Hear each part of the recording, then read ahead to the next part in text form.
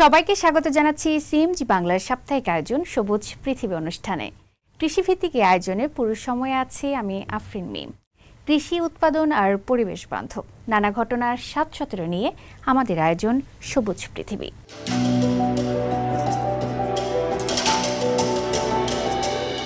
একসময় চীনের উইগুর স্বায়ত্তশাসিত অঞ্চল শিনচিয়াংয়ের বোস্টন হ্রদ ছিল দূষণ আর পানির সংকটে বিপর্যস্ত, জীবনহীন এক মরুভূমির মতো।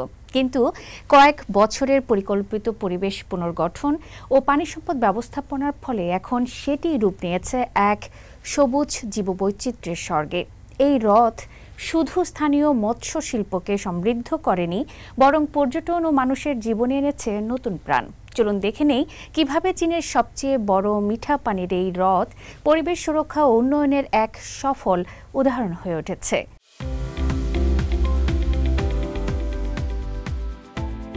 চীনের উত্তর পশ্চিমাঞ্চলে শিনচিয়াং উইগুর স্বায়ত্তশাসিত অঞ্চলে অবস্থিত বোস্টন হ্রদ দেশটির বৃহত্তম অভ্যন্তরীণ স্বাদু পানির হ্রদ। একসময় পরিবেশ দূষণ আর পানির সংকটে জর্জরিত এই হ্রদ আজ পরিণত হয়েছে এক পরিবেশ বান্ধব মাছ চাষ কেন্দ্র ও প্রাকৃতিক স্বর্গভূমিতে। চীনের সবচেয়ে শুষ্ক অঞ্চলগুলোর একটি শিনচিয়াং, যার প্রায় 1/4 মরুভূমি। তবুও এই হ্রদই যেন সেই মরুভূমির মাঝে এক টুকরো সবুজ জীবনের প্রতীক। স্থানীয় জেলেরা এখন টেকসই মাছ ধরার নীতি মেনে চলেছেন। ছোট বা অপরিণত মাছ সঙ্গে সঙ্গে পানিতে ফিরিয়ে দেওয়া হয় আর নিয়মিত নতুন মাছের পোনা ছাড়া হয় এই হ্রদে। তবে এই পরিবর্তনের গল্প শুরু হয় 2012 সালে, যখন শিল্প দূষণ ও পানির স্বল্পতায় বোস্টন হ্রদ পৌঁছে যায় পরিবেশগত লাল সংকেতের মুখে। 2012年以前，咱们这个湖面，说实话，湖面这个面积没这么大，就说是从咱们现在站的这个位置。তখন হ্রদের পানি অনেক পেছনে সরে গিয়েছিল। আজ যেখানে দাঁড়িয়ে আছি সেখান থেকে তখন কয়েকশো মিটার হেঁটে যেতে হতো পানিতে পৌঁছাতে। এখন হ্রদের আয়তন বেড়েছে, মাছের প্রজাতি 30টিরও বেশি, আর এবছরের মাছের উৎপাদন প্রায় 6000 টন। 2018 সালে শুরু হয় ইকো ওয়াটার ট্রান্সফার প্রকল্প। কায়দু নদী থেকে বোস্টন হ্রদে পানি সরবরাহ শুরু হয়। 2012 সালে প্রথমবারের মতো ছিংসুই নদীর উভয় শাখার বাঁধও খোলা হয় হ্রদে পানি প্রবাহের জন্য। গত 8 বছরে মোট 15.4 বিলিয়ন ঘনমিটার পানি যোগ হয়েছে এই হ্রদে, যা এখন স্থিতিশীলভাবে 1046.8 মিটার পানি স্তরে রয়েছে। এই হ্রদের দূষণ রোধে কঠোর ব্যবস্থা নেওয়া হয়েছে এবং প্রতি মাসে নিয়মিত পানি মান পরীক্ষা করা হয়। 2025 সালে বোস্টন হ্রদের পানির মান গ্রেড 3 অর্থাৎ মধ্যম মানের ভালো পানি পর্যায়ে স্থিতিশীল হয়েছে। পরিবেশ পুনরুদ্ধারের সঙ্গে সঙ্গে বেড়েছে পর্যটনও। দেশের বিভিন্ন প্রান্ত থেকে আসা মানুষ উপভোগ করছেন এই স্বর্গীয় হ্রদের সৌন্দর্য। বোস্টন হ্রদের এই সাফল্য আসলে শিনচিয়াংয়ের পানি ব্যবস্থাপনা সংস্কারের প্রতীক। চীনের 14তম পঞ্চবার্ষিক পরিকল্পনার পর থেকে শিনচিয়াংয়ে পানি খাতে বিনিয়োগ করা হয়েছে 158 বিলিয়ন ইউয়ান, গড়ে তোলা হয়েছে 18টি বড় মাঝারি জলাধার এবং 28টি ক্ষুদ্র পানি প্রকল্প। গ্রামীণ এলাকায় এখন 99.4% মানুষ পাচ্ছেন ট্যাপ ওয়াটার সুবিধা। বোস্টন হ্রদের এই নবজাগরণ প্রমাণ করে সঠিক পরিকল্পনা আর মানুষের সচেতন প্রচেষ্টায় প্রকৃতি ফিরে পেতে পারে তার প্রাণ। আফরিন মিম, সিএমজি বাংলা।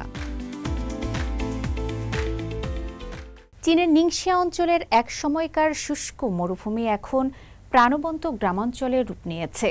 দারিদ্র্য থেকে সমৃদ্ধির এই যাত্রার গল্প বলা হয়েছে জনপ্রিয় চীনা টিভি নাটক মিননিং টাউনে।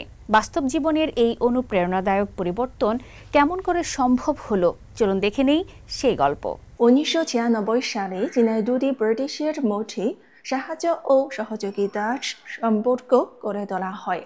উন্নত ফুজিয়ান প্রদেশ তুলনামূলকভাবে অনুন্নত নিংসা প্রদেশকে সাহায্য করতে শুরু করে। 1997 সালে তৎকালীন ফুজিয়ান প্রদেশের সিপিসির কেন্দ্রীয় কমিটির উপসম্পাদক শি জিনপিং একটি প্রতিনিধি দল নিয়ে নিংসা পরিদর্শন করেন। সেখানকার দারিদ্র্য মনের উপর গভীর ছাপ ফেলে। শি জিনপিংয়ের নেতৃত্বে ফুজিয়ান ও নিংসার মধ্যে একটি সাহায্য দেওয়া নেওয়ার সম্পর্ক গড়ে ওঠে। স্থানীয়দের হোয়াংহে নদীর পাশে স্থানান্তর করে মিনিং নামে একটি নতুন গ্রামাঞ্চল প্রতিষ্ঠিত হয়। ওই সময় স্থানীয়দের বার্ষিক আয় 500 ইউয়ানের চেয়ে কম ছিল।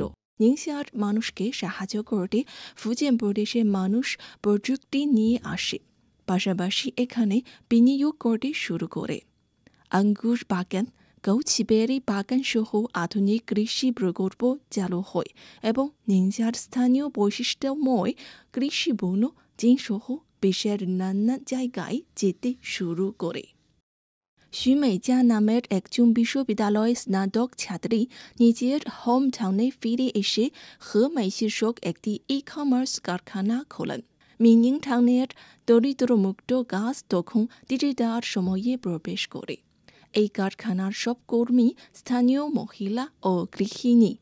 এখানে আসার বস তারা নানা প্রশিক্ষণ গ্রহণ করেন, যেমন প্যাকেজিং, বিক্রয়ের কৌশল, কম্পিউটার ব্যবহার ইত্যাদি। পাশাপাশি তারা লাইভ অনুষ্ঠানের মাধ্যমে কৃষি পণ্য বিক্রি করতে শিখেছেন। তারা নিংসা ও ফুজিয়ান দুই প্রদেশের কৃষি পণ্য বিক্রি করেন এবং বিক্রয়ের পরিমাণ 1 কোটি ইউয়ান ছাড়িয়েছে।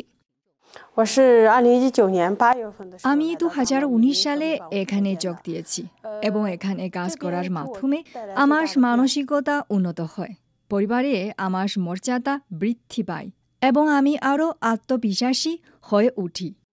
আমি নিজের ওপর নির্ভর করে টাকা উপার্জন করতে পারি এবং শিশুদের জন্য ভালো শিক্ষার সুযোগ দিতে পারি। আমার শিশুদের নিজস্ব স্বপ্ন আছে। 2024 সালে হেমের এই নারী গ্রুপ 5জন বিশ্ব দারিদ্র্য বিমোচন শ্রেষ্ঠ মডেলের পুরস্কার পায় এবং আন্তর্জাতিক স্বীকৃতি অর্জন করে।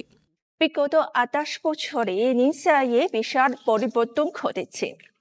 এখন নিংসা আর দরিদ্র নয়, তবে নিংসা ও ফুজিয়ানের মধ্যে যে বন্ধুদের বন্ধু কখনো পরিবর্তন হবে না। দুই প্রদেশ উন্নয়নের নতুন পর্যায়ে প্রবেশ করে এবং তারাও পশ্চিম ও পূর্ব চীনের মধ্যে সহযোগিতা ও সাহায্যের ভালো একটি দৃষ্টান্ত স্থাপন করেছে। নবান্নের ঘ্রাণে মমো করছে চীনের নানা প্রদেশের গ্রাম ও বাড়িঘর, কারণ শরৎকালীন শস্য আহরণের অনেকটাই শেষের দিকে।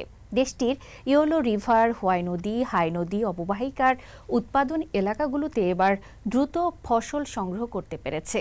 অনুকূল আবহাওয়ার কারণে এবার মাটির আর্দ্রতাও কমেছে এবং এতে ফসল তোলার গতি বেড়েছে। অন্যদিকে পর্যাপ্ত রোদ ও কম বৃষ্টিপাতের ফলে এবার ফলনও ভালো হয়েছে। বিস্তারিত থাকছে প্রতিবেদনে।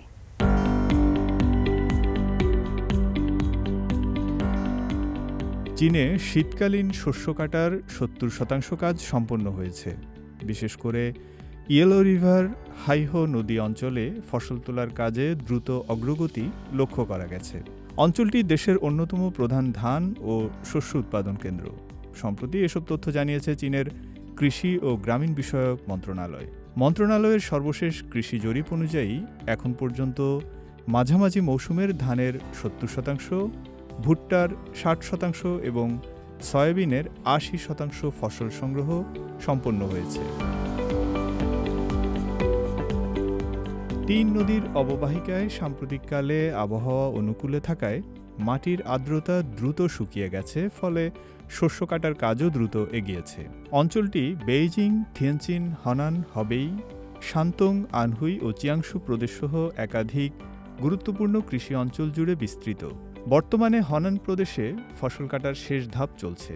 হবেইতে প্রায় 90%, আনহুইতে 80%-এর কাছাকাছি এবং শান্তংয়ে 75%-এর বেশি কাজ শেষ হয়েছে।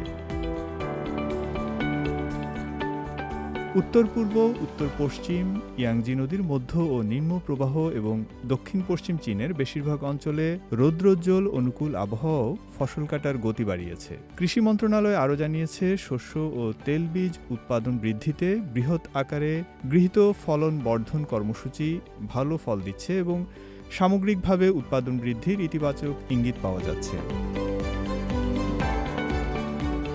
শান্তংয়ের কৃষকদের জন্য তাদের ভুট্টা পচন রোধ করতে এবং বৃষ্টিপাতের ক্ষতি কমাতে স্থাপন করা হয়েছে শস্য শুকানোর সমবায় কেন্দ্র।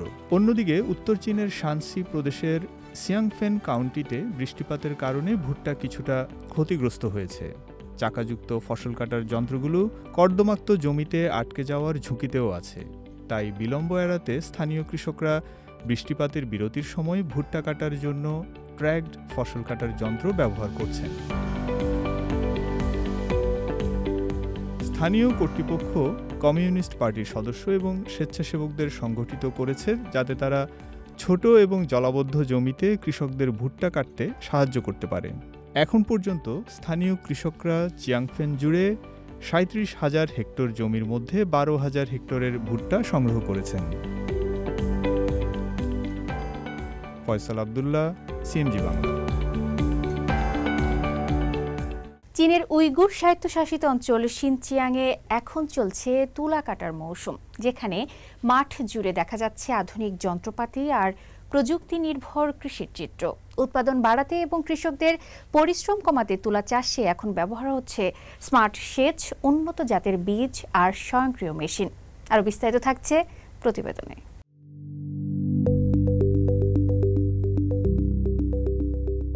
চীনের উত্তর পশ্চিমাঞ্চলীয় শিনচিয়াং উইগুর স্বায়ত্তশাসিত অঞ্চলের তুরপানে এখন চলছে তুলা সংগ্রহ। এখানকার বিস্তীর্ণ মাঠ জুড়ে আধুনিক প্রযুক্তির ব্যবহার, যেমন উন্নত বীজ উদ্ভাবন, স্মার্ট সেচ ব্যবস্থা ও যান্ত্রিক তুলা সংগ্রহ, তুলার উৎপাদন ও গুণগত মানে এনে দিয়েছে বিপ্লব। বর্তমানে ৮,০০০ হেক্টর বা ১,২০,০০০ মুড়ো বেশি জমির তুলা কাটার কাজ চলছে পুরোদমে। তুরপানের তোকসুন কাউন্টির কুমিশি টাউনশিপের মাঠে বিশাল আকৃতির তুলা সংগ্রহ মেশিনগুলো চলছে নির্ধারিত পথে। স্বয়ংক্রিয়ভাবে সাদা তুলাগুলো সংগ্রহ করছে মুহূর্তের মধ্যে। এই বছর আমি ৬০০ মু জমিতে তুলা চাষ করেছি। উৎপাদন ও মান দুটোই বেশ ভালো। পুরো মাঠ মেশিন দিয়ে কাটা হচ্ছে, খুব দ্রুত, কার্যকর এবং ক্ষতি খুবই কম।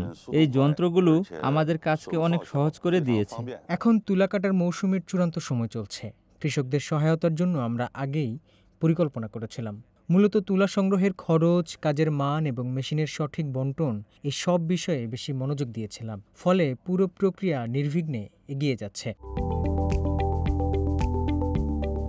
তুরপান শহরে সাম্প্রতিক বছরগুলোতে তুলা শিল্পের মানোন্নয়নে ব্যাপক উদ্যোগ নেওয়া হয়েছে। স্থানীয় পরিবেশের উপযোগী, উচ্চমানের ও মেশিনে কাটের উপযোগী জাতের তুলা চাষ বাড়ানো হয়েছে।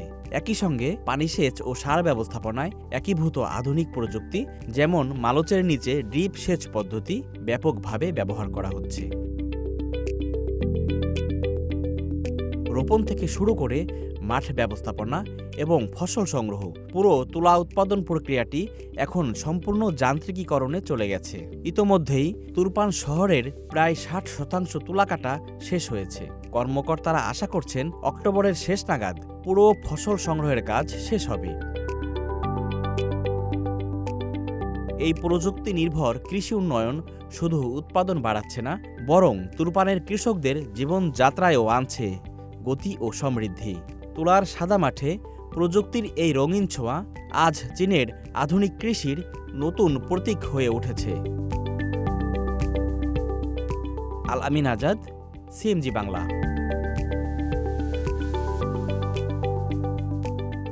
প্রিয় দর্শক, আমরা অনুষ্ঠানে একদম শেষ পর্যায়ে চলে এসেছি। অনুষ্ঠানটি টেলিভিশনের পাশাপাশি সামাজিক যোগাযোগ মাধ্যমে দেখতে www.facebook.com/cmgbangla এবং ইউটিউব চ্যানেল সিএমজি বাংলাতে ক্লিক করুন। আগামী সপ্তাহে আবার দেখা হবে একই দিন একই সময়ে। সবাই ভালো থাকুন, নিরাপদে থাকুন আর থাকুন সবুজের সঙ্গে।